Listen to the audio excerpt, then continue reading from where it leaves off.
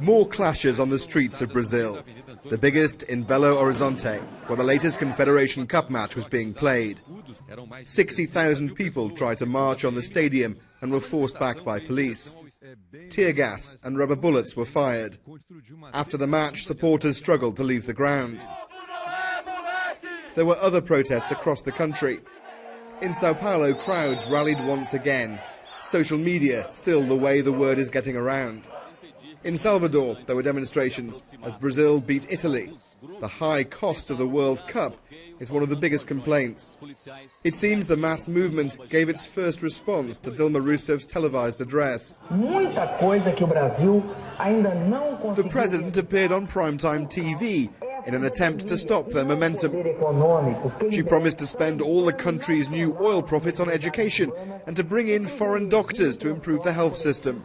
I just think that she's trying to calm down the people because of the violence and everything that is happening now. I don't know who the head of the movement is, so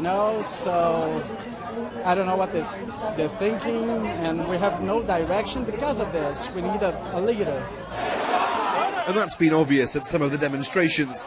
People fighting amongst themselves. Opportunists, they're shouting, accusing political factions of trying to take advantage of the crowds.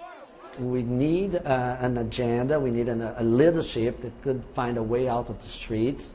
Otherwise, we could degenerate into more violence and rioting and the disengagement of people in those movements. Protests are breaking out all over Brazil, some small, some large, some peaceful, others violent. They're being organised locally or by social networks.